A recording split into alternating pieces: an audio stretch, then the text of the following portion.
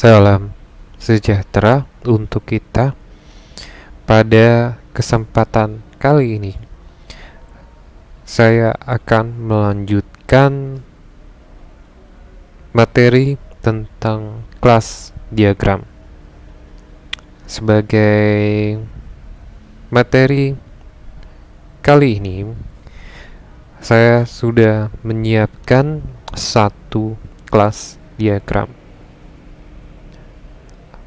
Saya ulangi kembali, di dalam kelas diagram ada 3 bagian. Bagian pertama adalah judulnya, judul kelas. Bagian kedua adalah bagian atribut, dan bagian ketiganya adalah metode. Judul, atribut, dan metode. Nah, dari kelas diagram ini akan diterjemahkan ke dalam kode program menggunakan bahasa pemrograman Java. Saya mulai dengan membuat project baru dengan nama project PRJ Mahasiswa.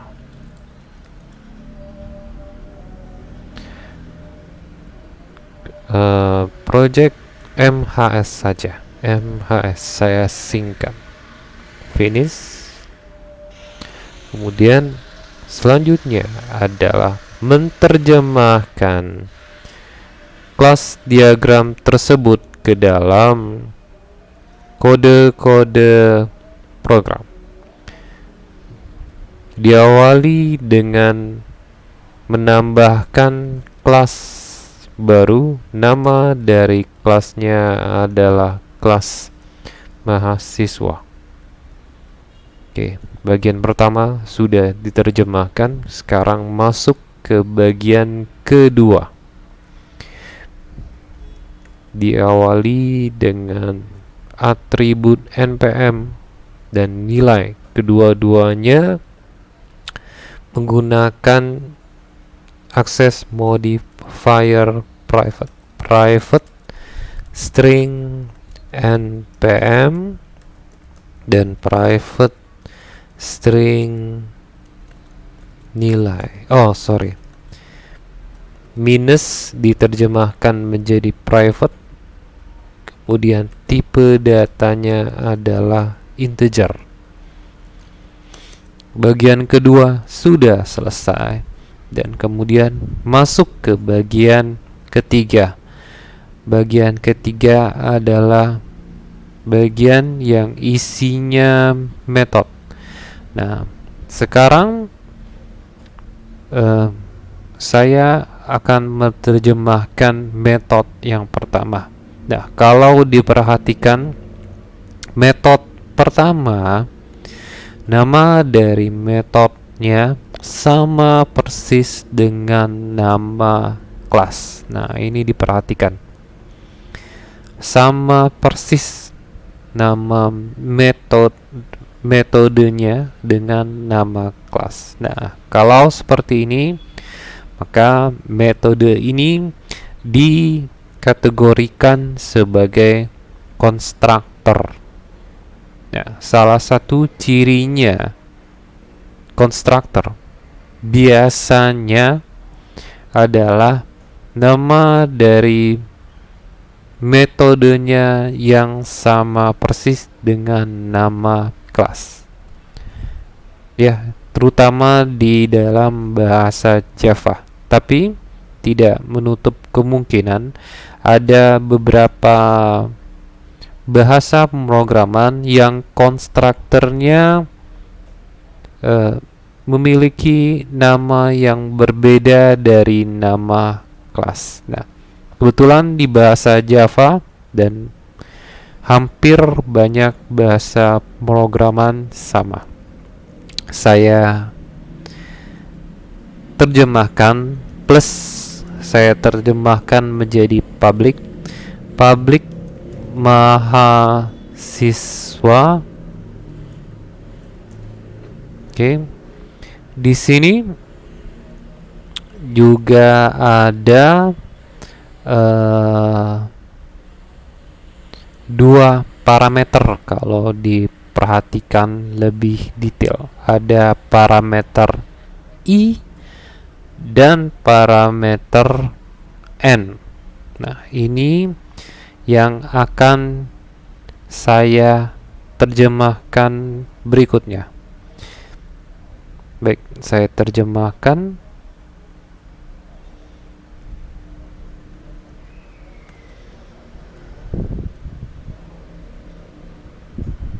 Parameter string I dan integer N. Nah, ini sudah kita terjemahkan. Nah, sekarang apa manfaat dari konstruktor? Manfaatnya adalah biasanya konstruktor digunakan untuk menginisialisasi atribut. Nah, itu adalah salah satu manfaat dari konstruktor. Banyak manfaat dari konstruktor. Ada konstruktor yang digunakan untuk mengerjakan rutin tertentu. Ya, pada intinya konstruktor nanti akan dikerjakan, akan dieksekusi secara otomatis pada saat objek dibentuk. Nah, itu poin penting yang harus diingat tentang konstruktor. Nah, pada demo kali ini yang akan dikerjakan adalah menginisialisasi atribut. Atribut npm saya isi nilainya dari parameter I. Begitu juga untuk nilai.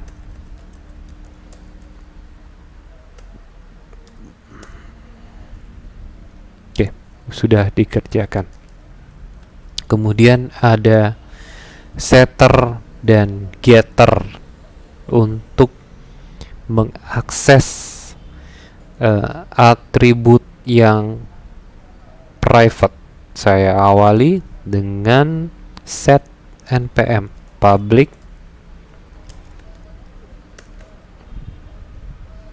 tidak membalikan nilai, set npm void artinya kosong, set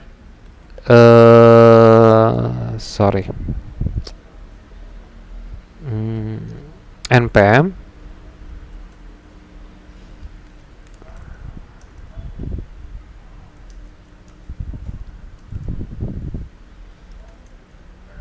string npm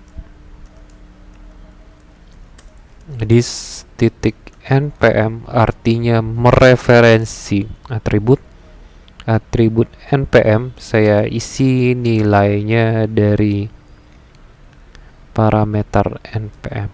Kemudian getter void get npm bukan void, get npm titik 2 string mengembalikan nilai string. Return tidak perlu this, sudah bisa langsung diakses, return npm. Oke, kemudian selanjutnya perhatikan ini kelas baru.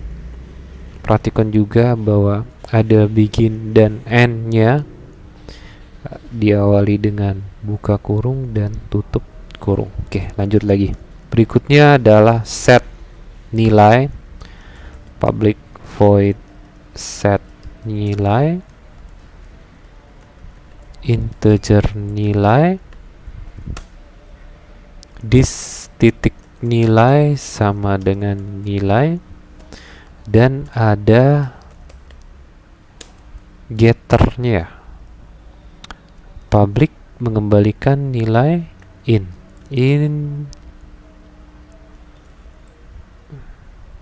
get nilai, return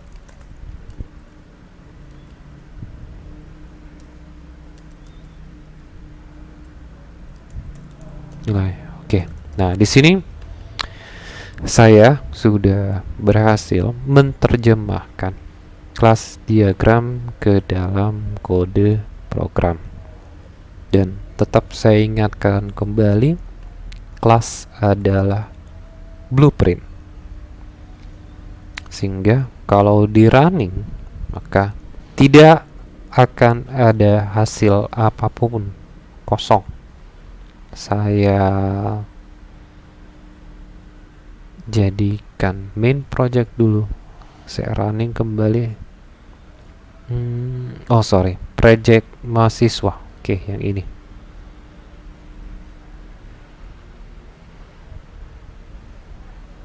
Running dan hasilnya masih kosong. Jadi kelas sifatnya abstrak, kemudian hanya bersifat blueprint dari permasalahan tertentu. Nah, bagaimana bisa digunakan? Nah, yang tadinya blueprint kita jadikan objek. Kelas harus dibuat menjadi objek. Oke, kita buat objek.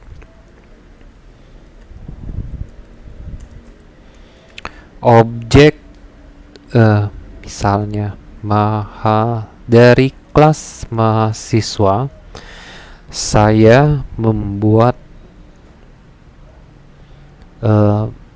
objek, misalnya nama dari objeknya adalah objek mahasiswa ilkom, ilmu komputer, dari kelas mahasiswa. Nah, kalian perhatikan di sini ya, pada saat mendeklarasikan objek baru, nah, perhatikan juga konstruktornya. Nah, di sini konstruktornya ada dua parameter I dan N. Nah, karena konstruktornya ada dua parameter, maka pada saat pendeklarasian objek, parameter tersebut harus diisi. Misalnya Budi, kemudian apa ya, NPM dan nilai. NPM-nya misalnya 18.22.24.0021 dan namanya misalnya Budi. Oh ya, saya lupa bahwa untuk datanya sendiri, data pertamanya apa? String I dan integer N. Oh, kebalik ya. Artinya di sini kita menyesuaikan string I. Nah, ini kita sesuaikan, perhatikan. String I dan integer N. String I NPM dan nilai. Oke, kita samakan. Kita samakan di sini NPM-nya, string NPM dan nilainya 100. parameter I dan N. I data string dan N adalah data angka bilangan bulat. Nah,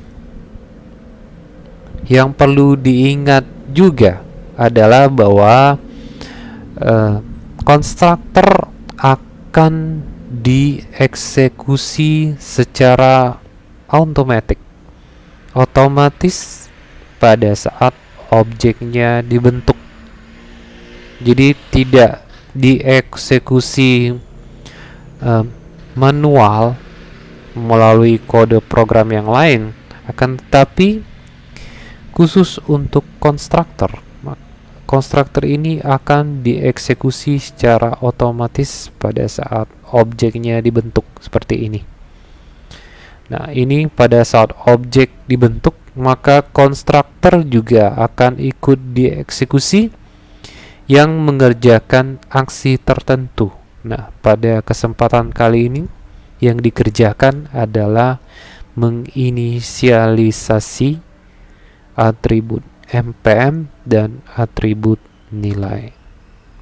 Kita lihat, kita buktikan apakah atributnya sudah ada nilai. Saya keluarkan nilainya ke layar. npm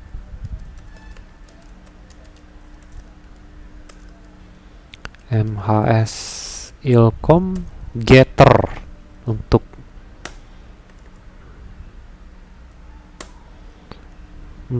get nilai getter. Oke.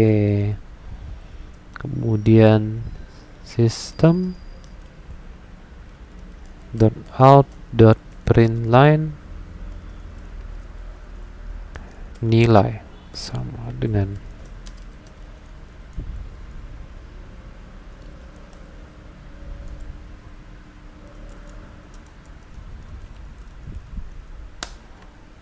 sudah. Kita lihat, kita running apakah berhasil dengan baik. Terlihat ya, di sini terlihat bahwa pada saat membentuk objek baru ada konstruktor yang dieksekusi, dan kalau kita menampilkan nilainya ke layar, terlihat sudah ada nilainya. Nah, kalau kita mau mengubah nilai dari atribut npm dan nilai, apakah bisa? Tentu saja bisa, tetapi tidak secara langsung karena atributnya private, tidak bisa diakses secara langsung. Oleh karena itu kita menggunakan setter. Saya ubah mahasiswa ilkom set npm 18.22.24.00.8 misalnya, nilai 80. Oh sorry, 11 ya, sorry. npm ilkom.set nilai. Oke, kita tampilkan kembali nilainya ke layar. System.out.println npm mahasiswa ilkom get npm dan nilainya.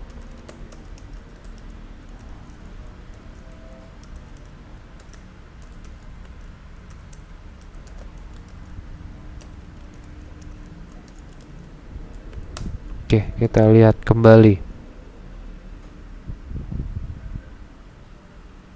Terlihat ya. Oke, ini sudah terlihat. Jadi pada kesempatan kali ini saya menerjemahkan kelas diagram yang sudah ada, dan kemudian juga ada atribut, ada metode, dan salah satu metode khusus yang digunakan adalah konstruktor.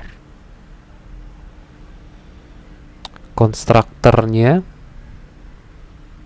akan dieksekusi secara otomatis pada saat objeknya dibentuk, yang mana pada kesempatan ini rutin yang dikerjakan adalah menginisialisasi nilai dari atribut.